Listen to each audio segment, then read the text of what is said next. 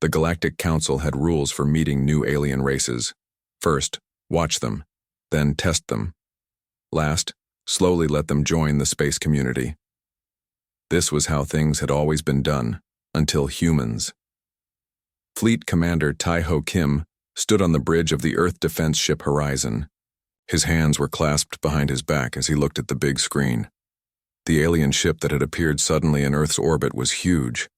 It was at least 3 times bigger than his ship. It gleamed with a metal that no human had ever seen before. "Sir, the radar shows the alien ship is 3 kilometers long," reported Officer Junho. His voice was steady, but his eyes were wide. "Our scanners can't even tell what it's made of." Tai-Ho nodded without taking his eyes off the screen. "Any hostile moves?" "No, sir. They're just sitting there. But they're broadcasting a message in every human language at once." That was impressive, and a little scary. These aliens had clearly been watching Earth for some time. "They're calling." "Us again, Commander," Lieutenant Mina Park said from her communication station. Her fingers moved quickly over the control panel. She was the best communications officer in the fleet, which is why Tai-Ho had requested her for this mission. "Put them through," Tai-Ho ordered. He straightened his blue uniform jacket. Humanity's first official meeting with aliens would not find Earth looking messy or unprepared. The big screen changed. Now it showed a tall, thin creature with shiny blue skin and 4 arms. It had 6 eyes that blinked one after another as it looked at the humans. "I am Emissary Xelthoran of the Galactic Council," the alien said. Its voice was musical, but somehow made Tai-Ho's skin crawl.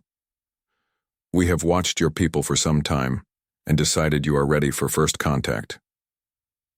Tai-Ho bowed his head slightly. "I am Fleet Commander Tai-Ho Kim of the United Earth Defense Force. On behalf of all humans, we welcome you." Behind him, he could hear the bridge crew whispering. Someone was praying. Someone else was crying quietly. But most were just watching, with their mouths open. "Your weapons are simple yet surprisingly clever," the alien said. "The Council finds this worrying." Mina's control panel made a soft beeping sound. She looked down, then back up at Tai-Ho with a worried face. The alien ship was scanning them. Scanning all of Earth's space defenses, in fact. "We built our technology to protect ourselves," Tai-Ho explained carefully. "I'm sure your council understands the need for safety." "Yes," Xelthoran replied. "However, our studies show your people have a strange habit of turning everyday objects into weapons. We need to study this more before we can have full friendly relations." Tai-Ho and Mina looked at each other. What exactly had the aliens been watching? Earth movies? Sports? History documentaries? "We would be happy to share our culture with you," Tai-Ho offered, trying to sound friendly. Officer Junho whispered from his station, "Sir, they could destroy our whole fleet with a ship that size." Tai-Ho gave him a sharp look that said, "Be quiet," then turned back to the screen. "The Council has made its decision," Xelthoran said. 3 of your Earth years. Watched integration. Then we will decide if humans are ready to join Space Society." The alien's voice made it clear there was no room for argument. "A team will come tomorrow. Be ready." The screen went blank. For a moment, the bridge was completely silent. Then everyone started talking at once. "Quiet," Tai-Ho ordered, and the noise stopped. "Mina, call Earth Command. Tell them we're about to have visitors." "Yes, sir," Mina said, but she still looked troubled. "Sir, when they talked about turning everyday objects into weapons..." "I know." Tai-Ho sighed. "They have no idea what they're getting into." "What do you mean, sir?" asked a young officer named Jinwoo. Tai-Ho walked to the window and looked down at the blue planet below them. "Think about it. Humans are the only species that developed thousands of martial arts just using our bodies. We're the only species that looked at a stick and invented 10 different fighting styles for it. We turned farming tools into weapons. We turned kitchen knives into throwing weapons. Not to mention what we do in zero gravity," Mina added. "Remember those training exercises where we used fire extinguishers as propulsion weapons?" Tai-Ho nodded. "Exactly. To us, it's just being resourceful. To them, it probably looks terrifying," Jinwoo finished. We should warn the martial arts schools, said Officer Junho, and maybe hide the cooking shows where they flip knives? Taeho almost smiled. I don't think hiding who we are is the answer. If they've been watching us, they already know a lot. But we should definitely brief Earth's leaders about this concern. The aliens seem to think we're unusually dangerous. Are we? Asked Jinwoo. Unusually dangerous, I mean. Taeho looked at the blank screen where the alien had been. I guess we're going to find out. Hours later, after endless meetings with Earth, Command, Taeho stood alone in his quarters. On his desk sat a simple coffee mug, a pen, and a stapler. He picked up the stapler and weighed it in his hand. Could I use this to defend myself? He wondered aloud. Then he laughed softly. Of course he could. Any human soldier, or even a civilian who'd watched enough movies, could think of at least 3 ways to use a stapler as a weapon. His door chimed. Enter, he called. Mina walked in with a tablet. Earth Command has approved the welcome ceremony for tomorrow. They want us to show strength but also friendship. A difficult balance, Taeho said, putting down the stapler. Sir, Mina said hesitantly, do you think they're right to be worried about us? Taeho considered this for a long moment. I think humans have always had to be creative to survive. Our planet tried to kill us 1,000 different ways, so we learned to use everything around us. If that makes us dangerous, he shrugged. Then yes, maybe we are. Then why contact us at all, Mina asked. Maybe they see potential in us. Or maybe they think it's safer to keep us close and watch than to leave us alone to develop further. Taeho looked out his window at the stars. Either way, humanity's greatest adventure is about to begin. I'll make sure the crew is ready, Mina said, turning to leave. Lieutenant, Taeho called after her. She stopped and looked back. Tell them to be on their best behavior, but also tell them to keep their eyes open. We need to learn everything we can about these aliens and their council. Yes, sir, she said with a small smile. Everything is a learning opportunity. Just like everything is a potential tool, Taeho replied. That's what makes us human. 1 week after the aliens arrived, Dr. Jiwoo Kang walked nervously beside 5 strange creatures. They were the Galactic Council's assessment team. Each one was from a different alien race. They had come to study humans and decide if Earth could join the space community. The team leader was Senior Evaluator Rillick. He was a tall, lizard-like creature with scales that changed color with his feelings. Right now his scales were orange, which Jiwoo had learned meant he was worried. This building makes drinks? Rillick asked, looking at the big brewery. They were visiting. Jiwoo nodded with a smile. She was Earth's top alien scientist and had been chosen to show the aliens around. Yes, we make beer here. Humans have been making beer for thousands of years. Evaluator Dora, who looked like a small silver fox standing on 2 legs, wrote something on her tablet. Why do humans drink this? For fun, for parties, for making friends, Jiwoo explained. Would you like to see how we make it? The aliens followed her through the brewery. They recorded everything they saw with small devices. Workers in the brewery stared at the aliens. Some waved. Others looked scared. When they reached the bottling area, Rillick's scales turned yellow. Jiwoo had learned this meant he was curious. These glass containers, he pointed to a row of beer bottles. Why are they closed so tightly? Jiwoo smiled.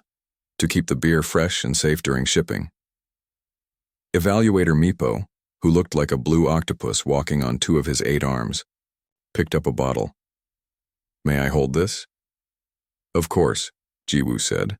Meepo turned the bottle in his tentacles, then suddenly dropped it. The glass broke on the floor with a loud crash. I am sorry, Meepo began. It's okay, Jiwoo said quickly. She grabbed a broom and swept up the broken glass. As she worked, Rillick's scales flashed red for a moment. In our study of human history, we found many times when these drink containers were used as weapons. Jiwoo stopped sweeping. Well, yes, I guess in emergency situations anything can become a... Exactly, interrupted Evaluator Vex, a being made of crystal that sparkled in the light, so anything. This is what worries the Council. You turn normal objects into weapons very creatively. Jiwoo frowned. That's not fair. Any thinking being would use what's available in an emergency. Maybe, Rillick said, his scales turning purple. Thinking mode. But our studies show humans do this on purpose, not just in emergencies. You design normal objects to be used as weapons too. That's not true, Jiwoo said, feeling defensive. Evaluator Shiran, who was mostly made of swirling gas inside a metal suit, held up a small device. It showed videos of bar fights, prison inmates making weapons from everyday items, and self-defense. Classes teaching people how to use keys, pens, and umbrellas to fight. Is this not true? Shiran asked in a soft, musical voice. Jiwoo sighed. You need to understand the context. Those are unusual situations. But you prepare for them all the time, Rillick said. Let's continue our assessment. As they left the brewery, Jiwoo quickly sent a message to Commander Taiho on her phone. They are very worried about how we can use anything as a weapon. We should be careful about where we take them next. Taiho answered right away. Too late. They split up. Team 2 is going to a cooking school. Jiwoo closed her eyes for a moment. This was going to be a problem. Dr. Kang called Rillick from ahead. We would like to see a human educational facility next. Of course, Jiwoo said, hurrying to catch up. I've arranged for us to visit a university. As they walked to the waiting car. Evaluator. Dora moved beside Jiwoo. I have a question, the fox-like alien said quietly. Why do human children play with small models of weapons? Jiwoo tried not to look worried. You mean toy guns? They're just toys, not real weapons. But they teach children to think about weapons, Dora insisted. On my world, we teach our young to hide and stay safe. Yours learn to fight back. Different worlds require different survival skills, Jiwoo said carefully. Earth has many dangerous animals. Early humans had to learn to protect themselves. Before Dora could answer, they reached the car. The driver, a young man named Do-Yun, stared wide-eyed at the aliens. University of Seoul, South Campus, Jiwoo told him, trying to sound normal. The aliens struggled to fit into the car. Meepos, tentacles kept getting caught in the door. Shiran's gas form had to compress to fit in the seat. Once they were moving, Rillick turned to Jiwoo.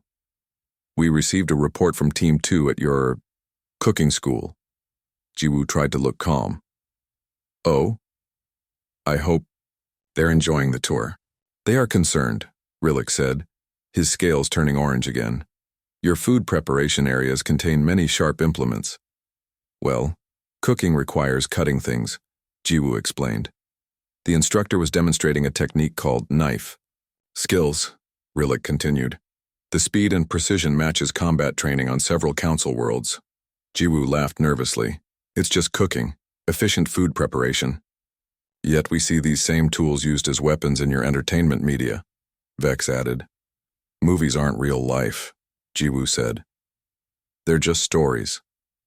Stories reflect culture, Shiran whispered. And your culture seems obsessed with turning everyday items into weapons. The car stopped at a red light. Outside the window, a street performer was juggling 3 tennis balls. Look, Dora said, pointing. Even your games involve projectile skills. Jiwoo wanted to argue but stopped herself. From the alien's perspective, maybe humans did seem strangely prepared to turn anything into a weapon. At the university, things got worse. The alien saw sports equipment and asked about its secondary combat applications. They watched a physics demonstration and wondered about weaponization potential. Even the chemistry lab made them nervous. By the end of the day, Jiwoo was exhausted. As the assessment team prepared to return to their ship, Rillick pulled her aside. Dr. Kang, we have a theory about humans, he said, his scales now a deep blue. Your species evolved on a particularly dangerous world. You had to become creative to survive. Yes, that's true, Jiwoo said hopefully. This creativity is impressive, Rillick admitted, but also concerning. A species that can turn anything into a weapon is potentially dangerous to galactic peace. We only use these skills for defense, Jiwoo insisted. We're peaceful explorers. Rillick's scales rippled with colors. Perhaps, but the Council must be certain before welcoming you fully. Our assessment will continue. As the aliens departed, Jiwoo called Taiho. Day 1 didn't go well, she reported. They think we're dangerous because we can adapt ordinary objects for defense. What's scheduled for tomorrow? Taiho asked. Jiwoo checked her tablet and groaned. A martial arts demonstration and then a visit to a construction site. Perfect, Taiho said, and Jiwoo couldn't tell if he was being sarcastic. Maybe we should show them how we've adapted our creativity for peace too. I'll try, Jiwoo promised. But right now they see weapons everywhere they look. Because that's what they're looking for, Taiho said. We need to help them see the whole picture of humanity, not just one part. After hanging up, Jiwoo stared at her phone. To her, it was just a communication device. But she realized that, to the aliens, it might look like something else entirely. One more ordinary object that humans had turned into a tool with countless uses, including, potentially, a weapon. 1 month after the aliens came to Earth, something bad happened. It was not on Earth but on the Moon, where humans had built a small base. Sun-Ho Lee was a fix-it man at the Moon base. His job was to keep the air machines working so people could breathe. Today he was showing Evaluator Meepo, the octopus-like alien, how these machines worked. This cleansed the air, Sun-Ho explained, pointing to a large box with many tubes. Then this part puts in fresh oxygen so we can breathe. Meepo watched with all 4 of his eyes. His 8 tentacles moved constantly, touching buttons and knobs. Very clever, Meepo said. Your species adapts well to space. Sun-Ho smiled. He had been nervous about showing an alien around, but Meepo seemed friendly. We try our best. It's not easy living off Earth. Suddenly, a loud alarm started to ring. Red lights flashed in the hallway. What is that sound? Meepo asked, his tentacles curling tight against his body. Sun-Ho checked his small computer screen and his face went pale. Space rocks. A bunch of small rocks are heading toward us. He grabbed one of Meepo's tentacles. We need to get to a safe room now. They ran through the hallway as fast as they could. Meepo moved surprisingly quick on his 2 walking tentacles. But before they could reach the safe room, there was a huge bang. The whole moon base shook hard. They fell to the floor. New alarms started to sound even louder than before. A voice came over the speakers. Hole in Section 7, air is leaking out, emergency doors closing. Sun-Ho jumped up and pulled Meepo into a small storage room, just as heavy metal doors slammed shut throughout the base. We're cut off, he said, looking at his computer screen. We can't get to the main safe room now. Are we going to die? Meepo's voice box couldn't hide his fear. Sun-Ho checked the air meter on the wall. We have air in this room, he said, trying to sound calm, but we need to find another way to the safe area. Another bang hit, closer this time. The lights went out, leaving only small red emergency lights. The Galactic Council will send help, Meepo said, but his tentacles were moving nervously. Maybe, Sun-Ho said, but we shouldn't just sit and wait. He began looking around the storage room. We need to do something ourselves. The room was full of tools and parts for fixing the Bazi. Sun-Ho found a toolbox and began taking things out. A laser cutter used for fixing metal parts, some strong tape, a fire extinguisher, and other tools. Meepo watched as Sun-Ho took apart the laser cutter and attached it to a handle he made from spare parts. What are you making? The alien asked, sounding worried. A tool to cut through doors if we need to, Sun-Ho explained, testing how heavy his creation was. And protection, just in case. Protection from what? Before Sun-Ho could answer, the wall made a scary, creaking sound. The space rocks had weakened. The walls. From that, Sun-Ho said seriously. And from anything else we might meet. Some parts of the base might have lost air, and that can make the computers and robots act strange. Meepo's tentacles curled up tight. You have turned repair tools into weapons. I've turned them into survival tools. Sun-Ho corrected him, giving Meepo the fire extinguisher. You can use this to push yourself through the air if we find rooms with no gravity. It's also good against electrical fires, or as something heavy, to hit with if we really need to. This proves what the Council fears, Meepo said quietly. Everything is a possible weapon to humans. Sunho stopped and looked at all four of Meepo's eyes. Everything is a possible tool for staying alive. That's different. He checked his screen again. I found a path through maintenance tunnels. Stay close to me. They left the storage room and entered a narrow tunnel. It was dark, with only their flashlights showing the way. The walls sometimes made creaking sounds that made them both jump. Be careful, Sunho whispered as they came to a junction. Some of these sections might have damage. How far to the safe area? Meepo asked. About 200 meters, Sunho said, checking his screen. But we need to go around the damaged parts. They turned a corner and found their path blocked by a fallen ceiling panel. Sunho used his modified laser tool to cut through it. Very effective, Meepo observed. That tool was not designed for this. Humans are good at finding new uses for tools, Sunho said as they climbed through the opening. They continued through the tunnels, sometimes having to crawl. Once they found a section with no gravity, and Meepo had to use the fire extinguisher just as Sunho had explained. After an hour of careful movement, they reached a door marked Emergency Shelter B. We made it, Sunho said with relief. Hitai pressed the button to open the door, but nothing happened. Power's out on this side. He tried to pull the door open, but it was too heavy. Allow me, Meepo said. He wrapped 4 of his strong tentacles around the door handle and pulled. The door slowly opened. Inside the shelter were 3 other moonbase workers looking surprised to see them. Lee, we thought you were dead, cried Jana, the base doctor. And you brought one of the aliens. Evaluator Meepo, Sunho introduced him. He was very helpful. The rescue ships will be here in 2 hours, said Kyung, the base leader. The alien ship is sending help too. Meepo turned to Sunho. You saved both our lives. Sunho shrugged. We worked together. Your strong tentacles opened that door when I couldn't. Later, when they were waiting for rescue, Meepo sat next to Sunho. I must tell you something, the alien said. I was sent here because the Council thinks humans are dangerous. They fear your ability to turn anything into a weapon. And what? Do you think now? Sunho asked. I think...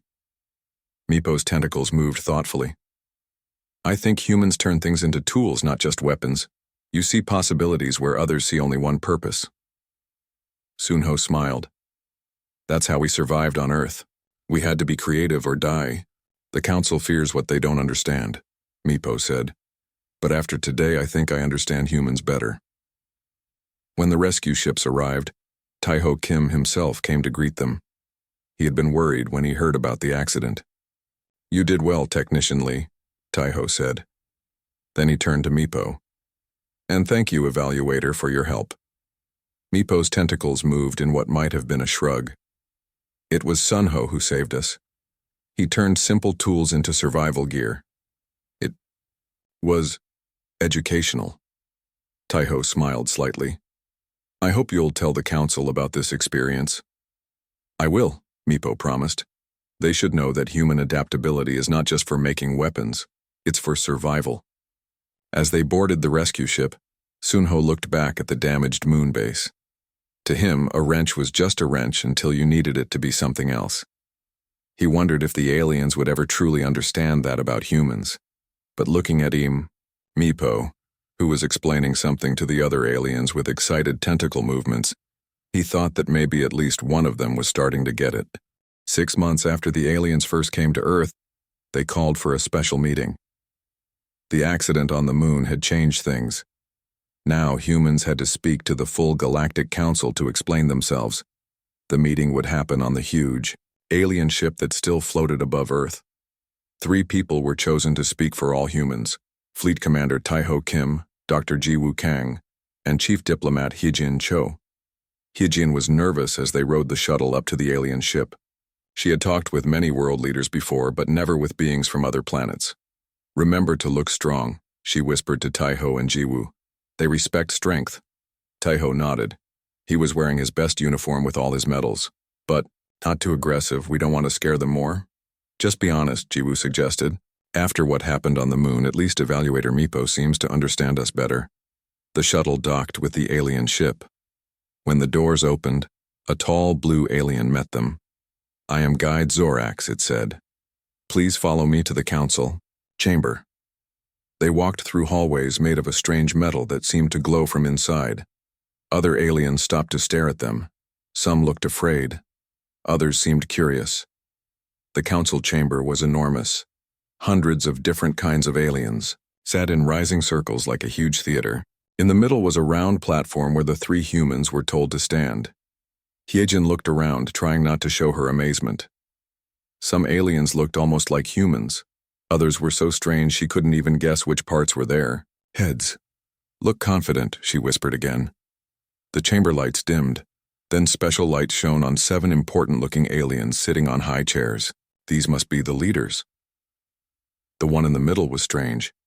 It looked like flowing golden energy inside a metal frame shaped like a person. This was Grand Arbiter Zolara, the head of the council. Silence, Zolara said. Her voice came from everywhere at once, though she had no mouth. We are here to judge species 4293, called humans. The early report says they may be too dangerous to join our community. Senior Evaluator Rillick stood up. His scales were now dark blue, very formal. The assessment team has seen many examples of humans turning everyday things into weapons. Their entertainment shows this. Their training teaches this. Even their children learn this. Whispers spread through the room. Also, Rillick continued, their history shows they make more and more deadly weapons very quickly, from simple tools to nuclear bombs in just a few hundred years. Their ability to destroy is unlike anything we've seen. Hyejin stepped forward. May I speak to the council? Zolara nodded. You may speak, human diplomat. Respected council. Members, Hyejin began, keeping her voice steady. What you call a worrying habit, we call our greatest strength adaptability. Yes, humans can use objects for defense, because we grew up on a planet that constantly tried to kill us. She gestured around the huge room. Look at this amazing group. Every species here grew up differently based on their home planet's challenges. Our planet taught us to be creative and find new ways to solve problems. We value creativity, said Counselor Vex, the crystal being. But creativity mostly used for weapons is troubling.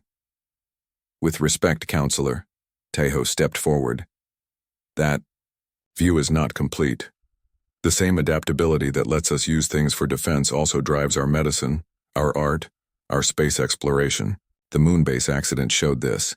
Technician Lee used his skills to save both himself and Evaluator Meepo. Dr. Jiwoo moved next to him. Our history shows that our biggest steps forward often come from changing military technology to peaceful uses. The very engines that power your ship started as technologies we first made for war. Hyejin nodded. We don't deny we can be violent. What species can't? But we use that ability for protection, exploration, and growth. Grand Arbiter. Zolara's energy form flickered thoughtfully. An interesting view. Yet our studies show your species is still divided, still fighting among yourselves. True, Hyejin admitted. We are not perfect, but we try to be better. Our history shows we keep improving morally as well as technologically. The room went quiet as Zolara talked with the other 6 leaders in a strange language that seemed to be made of light and music rather than words. Finally, she addressed everyone again. The council sees both good and bad things about humans joining us. So we suggest a middle path, a trial period of 50 years, during which humans will have limited access to council technology and knowledge. During this time, you must show you are committed to using your creative abilities for peace. Hyejin looked at Taiho and Jiwoo. This wasn't perfect, but it was much better than being rejected. We accept these terms, she announced, and we thank the council for this chance. As the meeting ended, Evaluator Meepo approached them. His tentacles were moving in what the humans had learned was a friendly way. I spoke for you, the octopus-like alien admitted. What Technician Lee did during the moon accident was eye-opening. How so? Jiwoo asked. He could have just waited for rescue like most species would. Instead, he created solutions from limited materials. Meepo's tentacles moved expressively. Perhaps what we fear about humans is also what the galaxy needs. Later, as they rode the shuttle back to Earth, Heejin stared out the window at the blue planet below. 50 years is a long time to be on probation, Taiho said. It's not so long in galactic terms, Jiwoo pointed out. Some council species live for hundreds of years. And we can use that time to show them who we really are, Heejin added. Not just beings who can turn anything into a weapon, but beings who can turn anything into a tool for building a better future. Taiho smiled slightly. You sound like a politician. I am a diplomat, Heejin corrected him with a smile. It's my job to find common ground. Do you think they'll ever truly understand us? Jiwoo asked, looking at the alien ship growing smaller as they moved away. Maybe not completely, Heejin said. But Meepo is starting to, and where one leads, others may follow. When they landed back on Earth, reporters and world leaders were waiting. Everyone wanted to know what had happened. We have 50 years to prove ourselves, Heejin announced to the crowd. 50 years to show the galaxy who humans really are. And who are we? Asked a reporter. Heejin thought about everything they had learned in the past 6 months, about the aliens, about the galaxy, and about themselves. We are adapters, she said finally. We see possibilities where others see limitations. To the council, that makes us dangerous, but it also makes us valuable. Now we need to show them that our creativity can build bridges rather than weapons. That night, in her apartment in Seoul, Heejin sat looking at a simple pen on her desk. To her, it was a writing tool. To the aliens, it was a potential weapon, but it could also be used to sign peace treaties, to write poems, to draw pictures that bridge cultural divides. Everything could be a weapon, but everything could also be a tool for peace. That was the message they needed to send to the stars. She picked up the pen and began to write a new proposal for human-alien cooperation, the first of many steps in their 50-year journey to full acceptance. As she wrote, she remembered something her grandmother used to say. The mind is like a knife. It can cut bread to feed your family, or it can hurt others. The knife isn't good or bad. What matters is how you use it. Humans were adaptable. Now they would adapt to a universe filled with other intelligent beings who didn't think the way they did. It would be their greatest challenge yet. But if there was one thing humans were good at, it was turning challenges into opportunities. 49 years later, the Galactic Council faced its greatest threat. The Void Swarm, a previously unknown entity from the intergalactic void, had breached the galaxy's outer rim. Conventional Council weapons proved ineffective against the quantum-shifting organisms that consumed everything in their path. In the Council's war chamber, representatives from across the galaxy argued desperately for solutions. Our phase cannons pass right through them, exclaimed the Rylaxian commander. Gravitational containment fails as they alter their mass properties, reported the Thulian science director. Grand Arbiter Zolara, who had led the council for nearly 5 decades, raised her energy form to call for order. The swarm has consumed 7 systems already. Our conventional approaches are failing. We must consider alternatives. All eyes turned to Admiral Mina Park, now Earth's senior representative, to the council. At 73, her hair was silver, but her eyes remained sharp as ever. The human contingent has prepared a proposal, Mina announced calmly. We've been analyzing swarm behavior patterns and have identified potential vulnerabilities. She activated the central hologram, displaying a complex tactical simulation. The swarm operates as a hive mind, but with distributed processing nodes like a quantum neural network. They can adapt to our weapons because they process our attack strategies faster than we can execute them. We know this already, huffed a Danubian representative. It's why we cannot defeat them. Mina nodded patiently. Yes, but there's something they haven't encountered yet, human unpredictability. She expanded the hologram to show a new vessel design. We call it the Trojan Initiative. The swarm has learned to counter weapons, but they haven't learned to identify threats disguised as non-threats. Realization dawned on Zolara's features. You propose to weaponize objects the swarm doesn't recognize as weapons. Precisely, Mina confirmed. The swarm analyzes everything based on known threat profiles. They recognize our ships, our energy signatures, our conventional tactics. But what if we send objects they categorize as harmless? She displayed a series of ordinary transport vessels. These have been modified internally. Their power signatures, read as standard commercial transports, but they contain specialized payloads designed to disrupt the swarm's quantum coherence. Deception, muttered a counselor disapprovingly.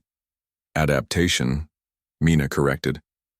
The very quality you once feared, in us. Zolara's energy form pulsed thoughtfully. Senior evaluator Rillick warned us decades ago that humans see everything as a potential weapon. I remember thinking this made you dangerous. It does make us dangerous, Mina acknowledged. But dangerous to whom depends on who stands with us. And who against us. The council chamber fell silent. How quickly can these adaptations be implemented? Zolara finally asked. We've already prepared a fleet, Mina revealed. We anticipated the council's approval might be time-sensitive given the swarm's advance. Murmurs of surprise filled the chamber. Zolara's energy form brightened. 50 years ago, we feared your species' ingenuity might threaten galactic peace. Today, that same ingenuity may be our salvation.